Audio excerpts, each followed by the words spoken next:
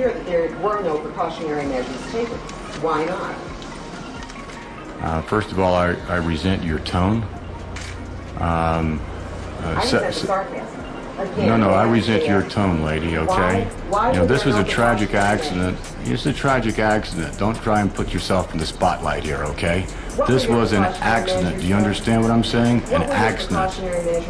Those words from Vince McMahon, standing at a podium defending what happened on May 23, 1999, a night that would haunt the wrestling world forever, when Owen Hart fell 78 feet to his death and the show just kept going. Now, WWE legends are finally revealing the disturbing truth about that night, as over the years they have come forward with their own accounts, and these stories paint a picture of profound grief, deep regret, and sharp criticism of WWE's practices and approach to safety. These aren't casual observations or passing comments, they are raw, emotional, heartbreaking testimonies from people who were there, who saw it happen, who lived through that nightmare, and what they reveal is absolutely chilling. In a May 2025 compilation video titled Owen Hart's Fall, legends share these stories. Veterans like Jeff Jarrett and Harley Race recounted waiting at the hospital, praying desperately for a miracle they knew deep down would never come, with Jeff Jarrett calling it the darkest night in WWE history, and when you hear him say those words, when you see the pain in his eyes even decades later, you understand he is not being dramatic or exaggerating, he is simply telling the truth about one of the worst experiences of his life. Steve Blackman, in a July 2025 interview with Chris Van Vliet, shared how the tragedy completely reshaped his views on safety in the wrestling business, saying, "I was there. It changed everything. Owen was the nicest guy." Simple words, but they carry so much weight because Steve Blackman, known as the Lethal Weapon, a tough, hard-hitting performer, spoke about how Owen's death changed him and made him see the risks they all took every night differently. It's powerful, showing just how deep this trauma runs. Referee Teddy Long, who officiated the match immediately after Owen's fall, described the eerie silence backstage and his dread at having to step into the ring, saying, "I didn't want to ref that match, but the show went on." Imagine being told that despite what just happened, despite someone dying, you still have to go perform, with a mental and emotional strain almost impossible to comprehend. Then there was Jimmy Corderas, the referee who was in the ring when Owen fell. He had to live with what he saw every day. He was gripping the top rope near the corner where Owen descended, felt something brush his head and shoulder, and heard screaming, instinctively ducking as the rope snapped back. When he turned, he saw Owen lying face up in his costume, eyes wide open, completely unresponsive, with a severe gash on his forearm exposing tissue. Corderas yelled, "We need help," to the timekeeper, but the man froze. He was in complete shock. Nobody knew what to do, and nobody had prepared for something like this. EMTs rushed in as Jimmy Corderas followed the stretcher to the ambulance, witnessing Owen in distress. So shaken he was handed a cigarette to calm down, and the next day, after learning from Jerry Lawler that he had nearly been under Owen's falling body, Corderas was overcome with guilt, saying, "A family lost a son, a husband, a father, and I could have been part of that tragedy," later describing the surreal silence of the crowd and conflicted feelings about the show continuing, likening it to a NASCAR race that goes on after a crash. He officiated the next match reluctantly, haunted by the jumbled mess in his head. Meanwhile, Charles Wright, the Godfather, scheduled to defend the Intercontinental Championship against Owen, spent the day joking backstage with his friend and colleague, encouraging performers before Owen's entrance, only to have someone burst in shouting, "Owen fell," turning his mid-joke about a fall into terrifying reality, and when he saw Owen's body on the monitors, everything blurred into trauma, leaving him unable to even remember canceling the match. Charles Wright doesn't remember much after that moment. All he recalls is calling his wife immediately, only for her later to fill in details he had completely blacked out. In a 2024 interview with Chris Van Vliet, he reflected, "I just remembered what Owen looked like when he came through the curtain. I've never seen the footage. It was a blur after that." The human brain does strange things when confronted with trauma. It protects itself by shutting down. JBL, John Bradshaw Layfield, shared a cramped Kansas City dressing room with Owen and Ron Simmons that afternoon and was tasked with the harrowing job of informing The Undertaker, who was preparing for his match, that Owen was gone. He said, "Taker looked at me and there was just shock. Backstage was complete pandemonium. Wrestlers were given the choice to perform or sit out with no pressure amid the overwhelming grief." JBL vividly remembered Vince McMahon's raw vulnerability that night, saying, "I saw Vince with tears in his eyes. He couldn't even talk. He loved Owen and was absolutely heartbroken." Vince had no idea what to do. There's no template for this stuff. In a December 2024 podcast, JBL defended the decision to continue the show due to absent protocols, but stressed the heartbreak, saying, "I don't know if Owen was technically dead, but he was turning color and he was gone." Jeff Jarrett, scheduled to follow Owen's entrance, was warned by the stage manager of Owen's expected arrival, but 3 minutes later was told, "You're on now." Something had gone terribly wrong, and when Jarrett entered the ring, he immediately sensed it. The rope felt unnaturally loose, and there was a dip in the mat where Owen had impacted. There was no blood that Jeff Jarrett could see, but his gut screamed that something was seriously wrong. He cut a promo as Owen's body was wheeled past him, not fully processing what was happening, saying, "In my gut, I didn't think it through, but I was like, okay, this is bad." After finishing, Jarrett rushed backstage, demanding to be taken to the hospital. In a January 2025 podcast with Bobby Bones, he admitted that he had compartmentalized it at the time as just another day at work with a tragic accident, but sobriety later forced him to reckon with it. "That was the one thing in recovery I never processed. It caught up to me." Backstage, The Rock was discussing his match with Triple H when Sergeant Slaughter announced that Owen was hurt. At first, he thought it was one of Owen's pranks. Owen was known as a jokester, but when he reached his position and saw people crying, he realized it was real. He saw EMTs performing CPR in front of a silent arena and wanted to help, but Vince McMahon advised him not to, warning it would confuse the storylines. Even amid that crisis, the show, the storylines, the entertainment all had to continue. The Rock prayed, helped load the stretcher, and even rode in the ambulance as a passenger, watching medical personnel do everything they could to save Owen's life. Just 2 minutes before his match was set to begin, he learned that Owen had died. Numb with grief, he tried to channel Owen's spirit, imagining him saying, "DJ, you have to go out there." Owen would have wanted that.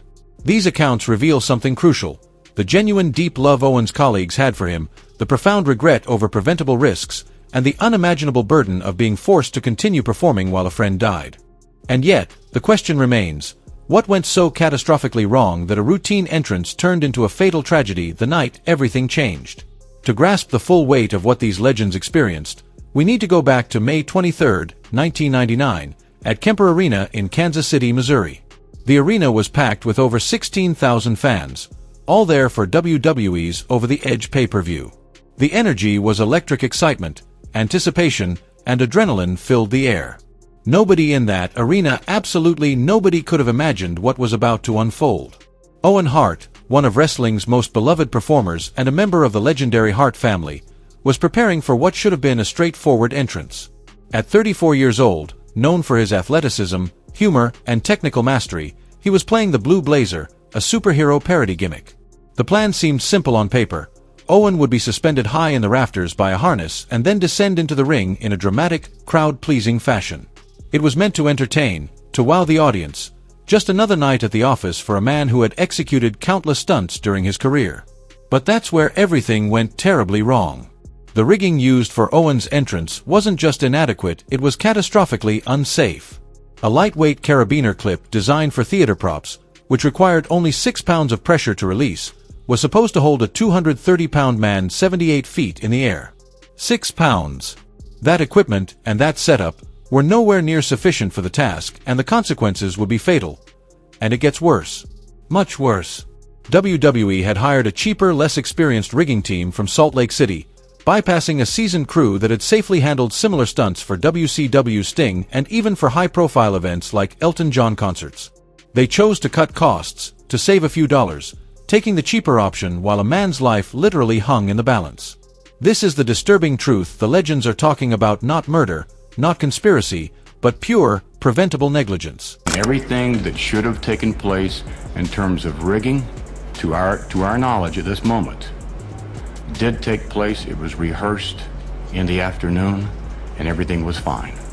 And that's all I know. Vince McMahon would later claim at a press conference that the stunt had been rehearsed that afternoon and everything was fine, but clearly, something was catastrophically wrong with the equipment, the setup, or the execution. What happened next is something people who were there that night will never forget. As Owen began his descent from the rafters, the clip unexpectedly unlatched, and he hurtled downward. Eyewitnesses, including referee Jimmy Corderas, recalled Owen yelling, "Look out!" as he fell, desperately trying to warn those below him and avoid landing on anyone. Even in his final moments, Owen Hart was thinking of others, a selfless act that may have worsened his injuries by altering his trajectory. The 34-year-old superstar hit the top rope of the ring, and the impact was devastating. The fall severed his aorta, the main artery that carries blood from the heart to the rest of the body, and when that tears, there's very little time. He was bleeding internally. Medical personnel, including EMTs who later testified in lawsuits, described a chaotic scene. Owen arrived conscious but in agony, gasping for air, before succumbing en route to the hospital. He was rushed to Truman Medical Center, but it was too late. He was pronounced dead just 33 minutes later. 33 minutes. That's all it took for one of wrestling's brightest stars to be gone forever. And here's something crucial to understand. The moment of Owen's fall was captured on WWE cameras. The footage exists somewhere in WWE's archives. But here's the thing, T was not broadcast live. At the exact moment Owen fell, a pre-recorded promo was airing, so most people watching at home on pay-per-view had no idea what had just happened. They were spared the horror of witnessing a man fall to his death in real time, but the people in the arena saw everything, heard everything, and experienced every terrifying second.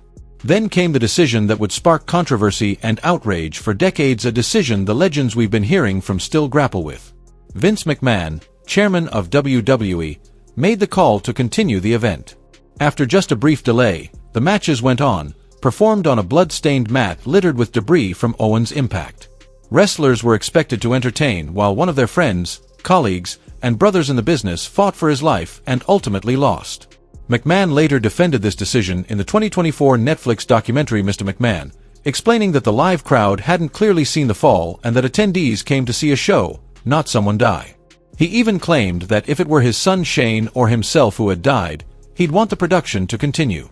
Framing it as a business imperative, he said, "Let's move on.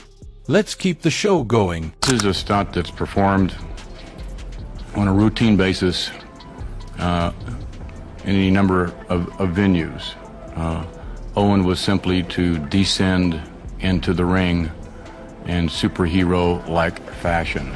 Why was he not on a belay line or some other backup line, which is normally used for anybody that's using a rigging? That there would be a safeguard that someone would control. I'm not an expert on rigging, I guess you are. But here's what makes this even more heartbreaking and difficult to process. Kansas City authorities did not intervene. They allowed the event to continue, even though a fatal accident had just occurred in a public venue. Attendees described a surreal atmosphere, with many initially mistaking the fall for part of the show. One attendee recalled on Reddit, "After they put Owen on a stretcher and carted him out, it all kind of just mushes together. The energy in the building completely changed. It was dead silent for a bit. The show literally went on." Commentator Jim Ross, a close personal friend of Owen Hart, was thrust into an impossible situation. With just 10 seconds notice via his headset, he had to break the news live on air, about an hour after the fall.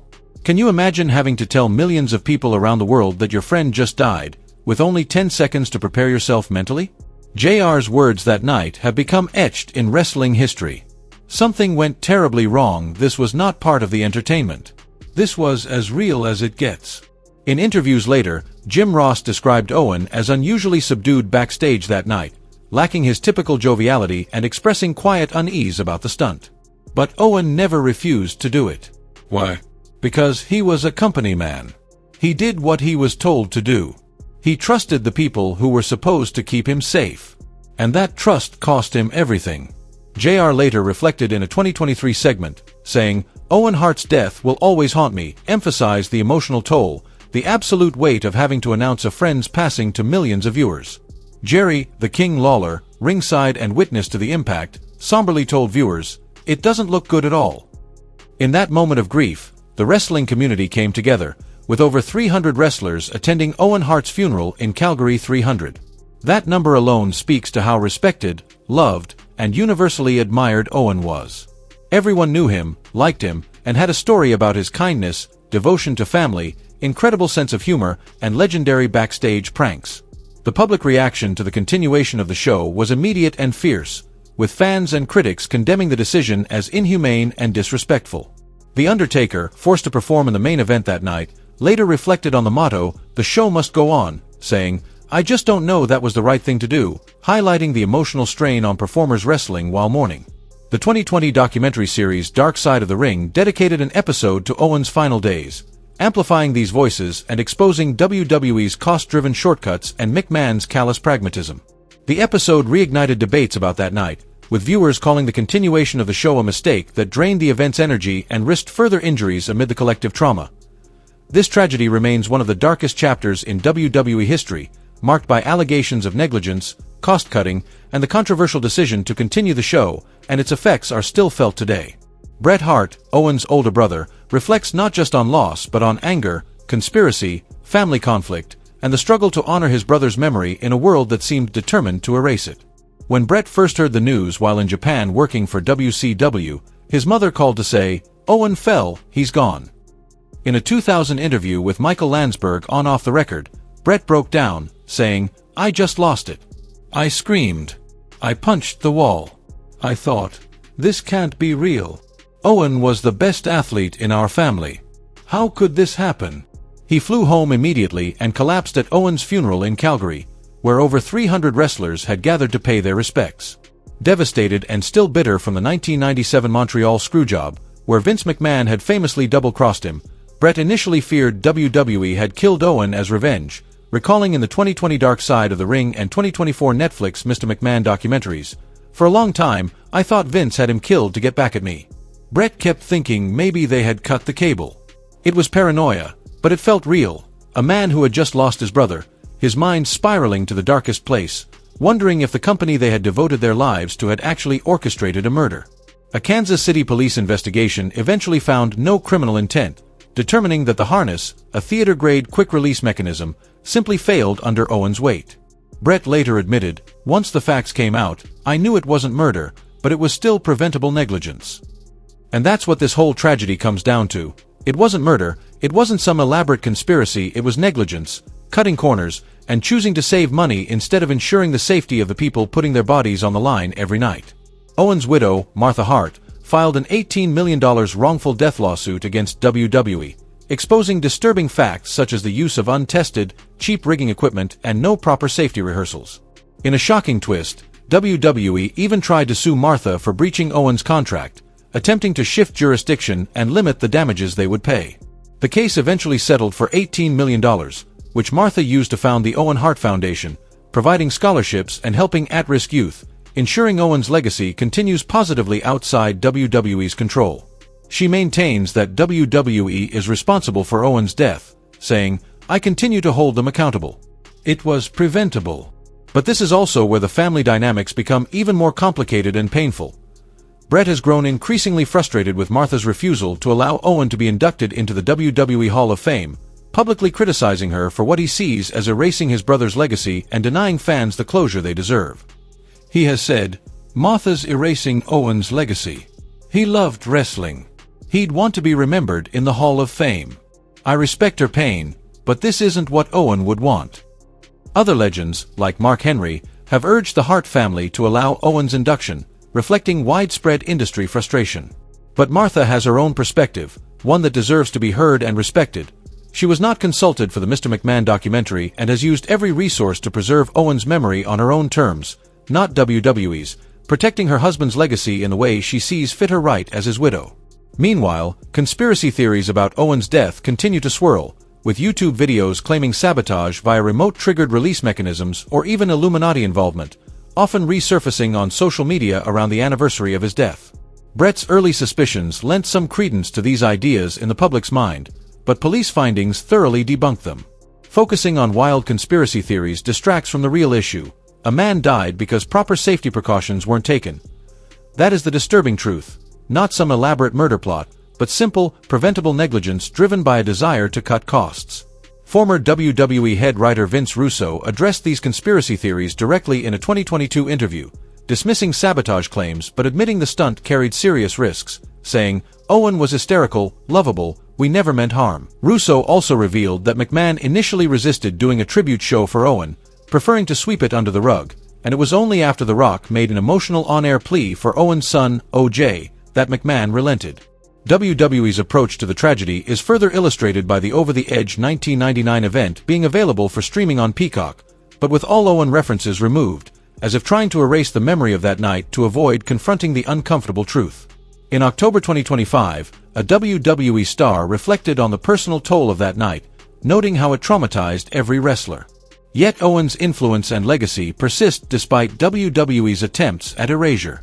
The Owen Hart Foundation has transformed the tragedy into something positive, providing aid to vulnerable communities, while AEW runs an annual Owen Hart tournament honoring his in-ring excellence, something Jeff Jarrett called more important than anything he has accomplished. AEW has embraced Owen's memory in a way WWE never could, giving fans a chance to celebrate his life and career.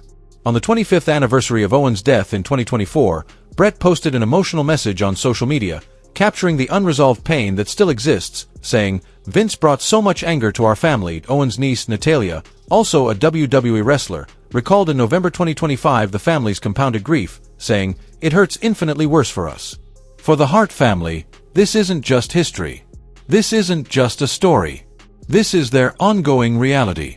This is the pain they live with every single day. What these legends' revelations collectively expose is the disturbing truth, and that truth isn't about murder or some grand conspiracy. It's about a culture of recklessness, where profit was valued over safety, where the show must go on mattered more than protecting performers, leaving an indelible scar on the wrestling industry that still shapes how wrestlers and fans view the business today. As Jim Ross poignantly said, Owen did not die in vain. His story continues to drive calls for reform in professional wrestling. Safety protocols have been strengthened, standards raised, and performers now have more say in the stunts they attempt, but the fact that it took a man's death to make these changes is truly disturbing. Owen Hart was 34 when he died. He had a wife who loved him, 2 young children who needed him, a brother who looked up to him, hundreds of colleagues who respected him, and millions of fans who admired him, and all of that was taken away in an instant because someone chose to use a 6-pound quick-release mechanism to suspend a 230-pound man 78 feet in the air, prioritizing cost savings over safety. 26 years later, we're still talking about Owen Hart, still sharing his story, still demanding accountability, and still honoring his memory not just as a wrestler who died tragically, but as a husband, father, brother, friend, and one of the greatest performers the wrestling business has ever seen. He was known for being the nicest guy, for his incredible sense of humor, his legendary pranks, his technical mastery in the ring, and above all, his dedication to his family. The disturbing truth about Owen Hart's death isn't a mystery, it's not hidden, and it's not some conspiracy that needs unraveling. The truth is right there in plain sight. Negligence, cost-cutting, and a show-must-go-on mentality that placed entertainment above human life. Until we fully acknowledge that truth, learn from it, and ensure it never happens again, Owen Hart's legacy will remain incomplete. Rest in peace, Owen Hart, the King of Hearts, the Blue Blazer, a legend taken far too soon. Thanks for watching, and if you enjoyed this video, click on one of the suggested videos on your screen now for more incredible content.